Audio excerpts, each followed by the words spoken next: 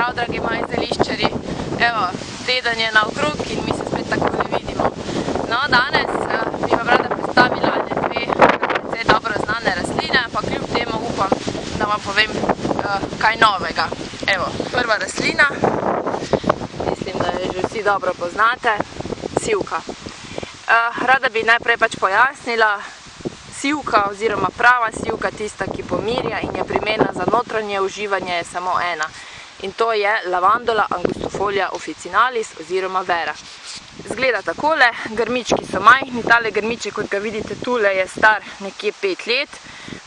Tudi nekako veliko se ne razrašča.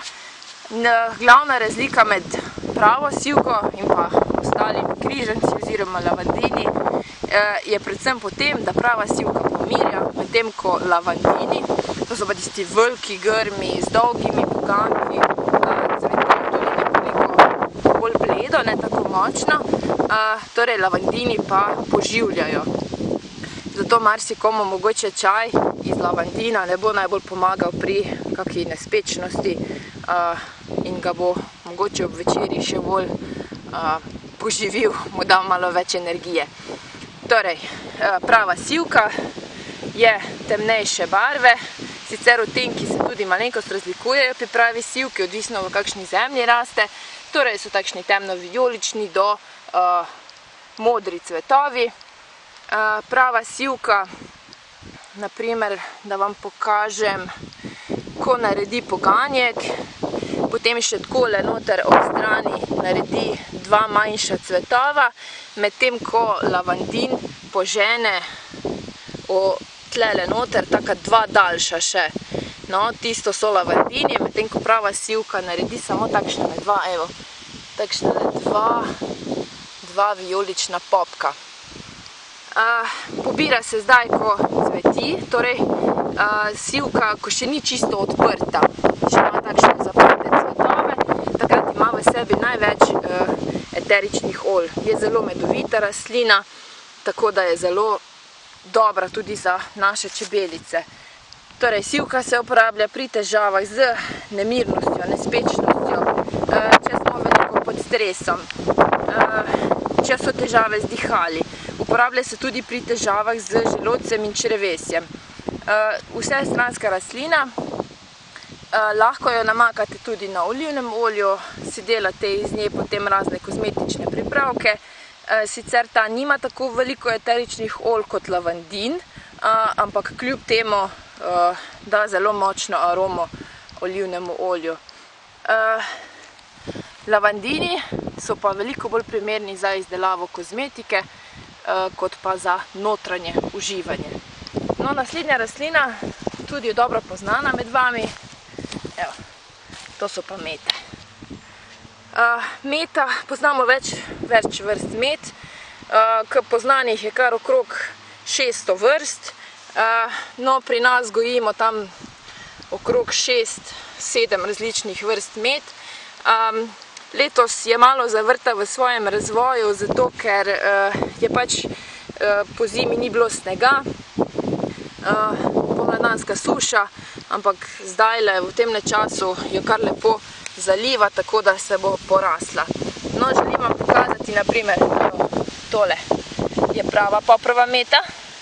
Vidite, je temno-zelene barve, nekoliko temnejša tudi na spodnjih listih, ima močen vonj po mentolu. Tale zraven je pa švicarska meta. Tudi spet podobna poprovi, vendar je malo večja, takšne malo bolj nazobčane liste, temen rob po listih, ima zelo, zelo močen vonj tudi po pepermintu oziroma mentolu. Medtem kot tale, evo, tale meta, to je pa maroška meta. Ta ima pa bolj po spermintu, po tistih čigumijih. Meta se torej klasično uporablja v čaju, v čajnih mešanicah, pri težavah z želodcem, črevesjem, če so težave, naprimer, če že nastopi bruhanje, pomirja želodec in s tem se ustavi. Potem se uporablja pri čajnih mešanicah, pri dihalih, iz nje si lahko pripravimo tudi nekakšen močen čaj in jo potem inhaliramo, kadar imamo težave s sinusi. Mogoče je nekoliko manj primerna za nosečnice in pa doječe matere. Torej, to pravilo nekako velja tudi za vsa zelišča, da se jih nosečnice mogoče v nekoliki meri zelišča malo bolj izogibajo. No, iz mete si lahko pripravite tudi različne sirope, lahko jo date na sladkor kot smrekove vršičke, lahko jo date, si delate iz nje razne likerje.